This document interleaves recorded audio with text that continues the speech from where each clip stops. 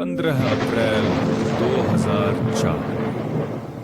एक ऐसा दिन जिसने पैट्रिस एंड्रेस की जिंदगी हमेशा के लिए बदल दी। दोपहर के लगभग 12 बजे जॉर्जिया के एक छोटे से सैलून के बाहर दो महिलाएं आकर रुकती हैं। शायद पैट्रिस किसी काम में व्यस्त होगी। उनमें से एक धीरे से कहती है, लेकिन जैसे ही वे सैलून के भीतर प्रवेश करती हैं, उनके चेहरों का रंग उड़ जाता है। सैलून खुला हुआ था, बत्तियां जल रही थीं। माइक्रोवेव में रखा खाना अब भी गर्म था, लेकिन पैट्रिस वहां नहीं थी। उसका पर्स काउंटर पर पड़ा था, चाबियां भी वहीं थीं, और बाहर उसकी गाड़ी अजीब ढंग से खड़ी थी, मानो किसी ने जल्दबाजी में छोड़ दी हो। फिर अचानक उनकी नजर नकदी रखने वाले दराज पर पड़ती है।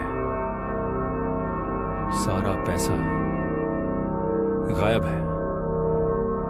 एक पल के लिए पूरा सैलून सन्नाटे में डूब जाता है, और उसी क्षण 911 पर कॉल किया जाता है।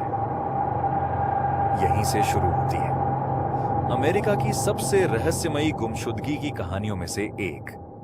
पैट्रिस एंड्रेस सिर्फ एक साधारण हेयर स्टाइलिस्ट नहीं थी। उसका सैलून ही उसका सपना था, और वही उसकी पूरी दुनिया थी। लेकिन जैसे जैसे पुलिस जांच आगे बढ़ाती है, उन्हें महसूस होने लगता है कि पैट्रिस की जिंदगी बाहर से जितनी अच्छी दिखती थी, असल में उतनी थी नहीं। उसके परिवार का कहना था कि उसका पति रॉब बहुत ज्यादा कंट्रोल करता था, हर बात पर शक करता था, और पैट्रिस उससे तलाक लेना चाहती थी।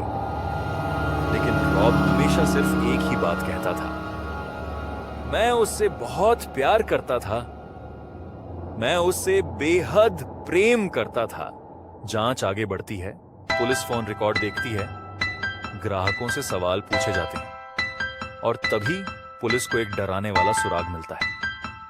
पैट्रिस का अपहरण सिर्फ 13 मिनट के अंदर हुआ था। सिर्फ 13 मिनट।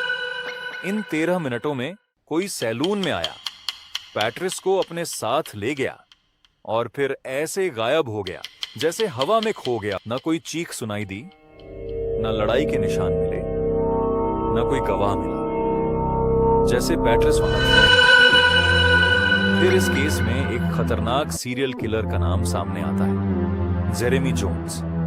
एक ऐसा अपराधी जिससे पुलिस तक डरती थी। उसने अचानक कहा, हां, मैंने ही पैट्रिस को मारा था। सबसे हैरान करने वाली बात यह थी कि उसे केस की ऐसी बातें पता थीं जो सिर्फ असली कातिल को ही पता हो सकती थीं। लेकिन बाद में उसने अपना बयान बदल दिया। तो सच क्या था? क्या उसने सच कहा था, या वह झूठ बोल रहा था? आज तक कोई नहीं जानता। समय बीतता है, 2 साल बीत जाते हैं, और फिर डॉसन फॉरेस्ट के सुनसान जंगल में पुलिस को पैट्रिस की हड्डियां मिलती हैं। अब वहां सिर्फ उसके अवशेष बचे थे, और उनके साथ जुड़ा था एक और रहस्य। कभी कभी सिर्फ 13 मिनट पूरी जिंदगी बदलने के लिए काफी होते हैं, क्योंकि आज तक पैट्रिस एंड्रेस का असली कातिल पकड़ा नहीं गया। क्या उसका पति दोषी था, या कोई सीरियल किलर, या फिर कोई ऐसा इंसान जिस पर किसी ने कभी शक ही नहीं किया? कभी कभी सिर्फ 13 मिनट पूरी जिंदगी बदलने के लिए काफी होते हैं।